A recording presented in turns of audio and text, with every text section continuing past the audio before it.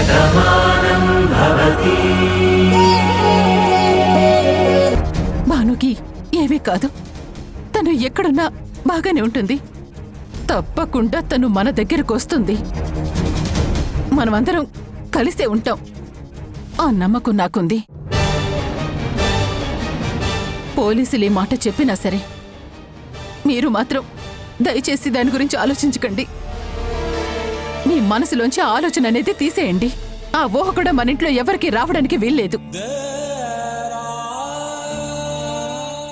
భాను బాగుంటుందని నా మనసు చెప్తోంది. భాను తప్పకుండా మన దగ్గరికి వస్తుంది. ఆ నమ్మకం నాకుంది. నేను నమ్ముకున్న దేవుడు నాకు అన్యాయం చేయడు. తప్పకుండా నా కోడల్ని నా దగ్గరికి చేరుస్తాడు.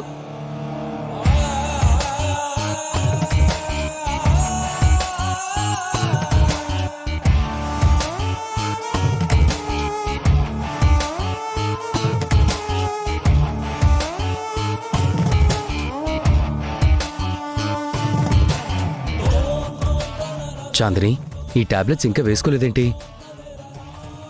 వేసుకుంటానులే పార్దు. ఇప్పుడే జ్యూస్ తాగాను. ఒక 10 నిమిషాలుండి వేసుకుందాం అనుకుంటున్నాను. ఇవన్నీ నువ్వు టైం ప్రకారం వేసుకోవాల్సిన మెడిసిన్స్ కదా. అది కాక నువ్వు ఇన్ని మందులు వాడుతున్నావని అత్తయ్య వాళ్లకు కూడా తెలీదు. ఎవరు నీకు గుర్తు చేయలేరు. సమయానికి అన్నీ నేనే చూసుకోవాలి. ఒకవేళ నేను బయటకు వెళ్ళినా సమయానికి ఇవన్నీ నువ్వే వేసుకోవాలి. నేను మర్చిపోనులే పార్దు. తప్పకుండా వేసుకుంటాను. కడుపులో పెరుగుతున్న బేబీ గ్రోత్ లేదని డాక్టర్స్ చెప్పారు. ఈ నిజాన్ని మనం మమ్మీ దగ్గర చెప్పలేం. ఇంట్లో ఎవరికీ తెలియకుండా దాచిన ఈ రహస్యంగానే ఉండిపోవాలి. బేబీ గ్రోత్ బాగా పెరిగే వరకు మనం ఈ విషయాన్ని దాస్తే సరిపోతుంది. ఆ తర్వాత ఎప్పటికీ ఎవరికీ చెప్పాల్సిన అవసరం ఉండదు.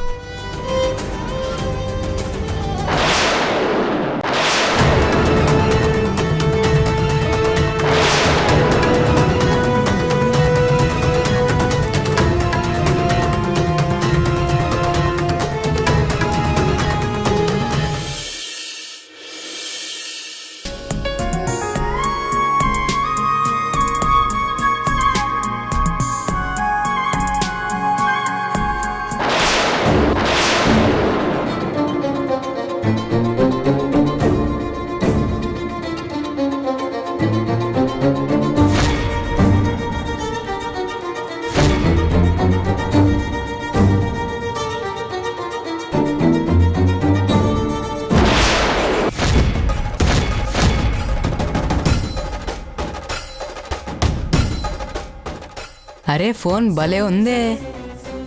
ఎవరిదై ఉంటుంది? ఎవరైనా ఉన్నారా? ఎవరిదో ఫోన్ పడిపోయింది. ఎవరిదో ఫోను. లక్కీగా నాకు దొరికింది. ఇక్కడ ఎవ్వరు లేరు కాబట్టి ఈ ఫోన్ నాదే.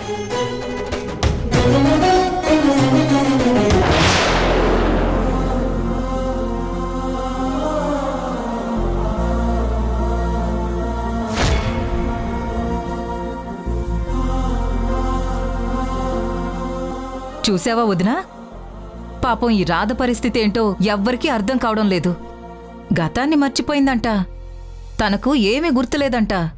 చివరికి తన పేరు కూడా తనకి గుర్తులేకపోతే పెద్దమ్మగారు వాళ్లే చెప్పారంట. ఇది ఎంత విచిత్రంగా ఉంది కదా. అంతే వదినా. ఆ తల్లి ఎప్పుడు ఎవరి విషయంలో ఎలా మారుస్తుందో ఎవరూ ఊహించలేరు. పెద్దమ్మగారి కుటుంబం ఈ ఊరందరూ మంచి కోసం ఆలోచిస్తుంది. ఈ రాధమ్మ కూడా అందరూ బావుండాలని, ఈ ఊరికి ఏదో చేయాలనే అనుకుంది. అలాంటి మంచి మనిషి దూరమైందని ఆ కుటుంబంతో పాటు ఊరందరం కూడా బాధపడ్డాము. మళ్ళీ తిరిగి వచ్చినందుకు అందరం సంతోషించాము. కాని ఇలా జరిగిందంటే పాపం చాలా బాధగా ఉంది. అవునదినా, అసలేమీ గుర్తులేని మనిషి ఒంటరిగా ఇక్కడికి ఎలా వచ్చింది? ఏమో, అదే నాకు ఏం అర్థం కావడం లేదు వదినా. ఇది కూడా అమ్మవారి మహిమేనేమో. అందర్నీ కాపాడే ఆ తల్లి ఈ తల్లిని ఇలా రప్పించుకుందేమో. కాని రాధమ్మ ఇంట్లో కనపడకపోతే మురారిబాబు వాళ్ళంతా కంగారు పడతారు కదా. మనం వెళ్ళి చెప్పేద్దామా? రాధమ్మ ఇక్కడుందని కింద ఊర్లో వాళ్ళకి నేను ఫోన్ చేసి చెప్పాను. ఈ పాటికి వాళ్ళకు తెలిసే ఉంటుంది. అదిగో మురారి బాబుగారు వాళ్ళు వస్తున్నారు.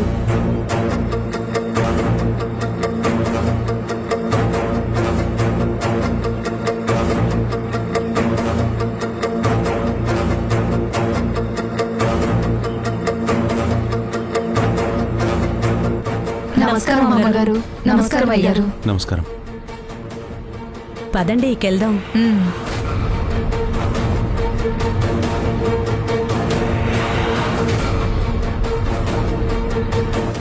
రాధా,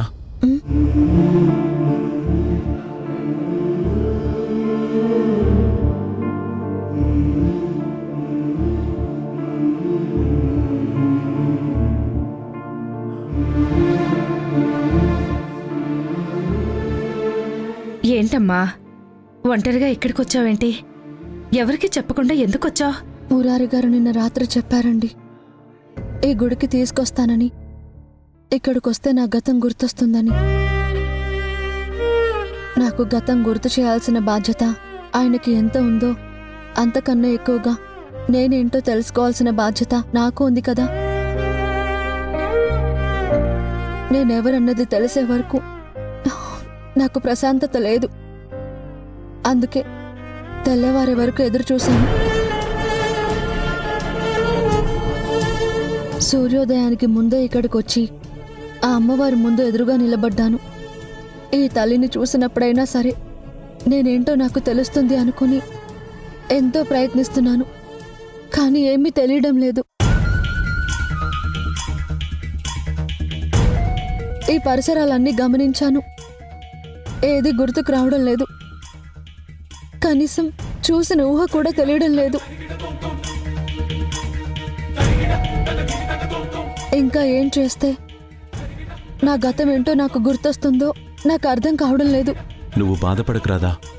చెప్పాను కదా, నీ గతాన్ని నీకు గుర్తు చేసే బాధ్యత నాది. నిన్ను మళ్ళీ మామూలు మనిషిని చేసే బాధ్యత కూడా నాదే అని. ఈ గుడి కాకపోతే ఊళ్ళో చాలా ప్రదేశాలున్నాయి. మనిద్దరం చాలా చోట్లకు వెళ్ళాము, అందరితోనూ మాట్లాడాము. వాటిలో ఎన్నో జ్ఞాపకాలున్నాయి. అందులో ఏదో ఒకటి తప్పకుండా నీ గతాన్ని గుర్తు చేస్తుంది. ఆ నమ్మకం నాకుంది. చూడమ్మా, లోకాన్ని కాపాడే జగన్మాత ఈ అమ్మవారు. ఈ తల్లి దయతోనే ఈ ఊరు పచ్చని మాగాణిగా ఉంది. ఊళ్ళో అందరూ సంతోషంగా ఉన్నారు. మా కుటుంబం ఇన్నేళ్లలో ఎలాంటి ఒడిదుడుకులు లేకుండా నిలబడిందంటే దానికి కారణం ఈ కొండ మీదున్న అమ్మవారంటే నమ్ము. ఈ తల్లిని నమ్ముకున్న వాళ్ళని ఎప్పటికీ కవచంలా కాపాడుతూనే ఉంటుంది. నిన్ను మా ఇంటికి ఈ తల్లే తీసుకొచ్చిందని నేను నమ్ముతున్నాను. ఆ అమ్మవారు నా నమ్మకాన్ని నిలబెడుతుంది. ఖచ్చితంగా నీ గతం నీకు గుర్తొచ్చేలా ఈ తల్లి చేస్తుంది. నీ గతాన్ని గుర్తు చేసే ఏదో ఒక ఆధారం ఈ తల్లి తప్పకుండా చూపిస్తుంది.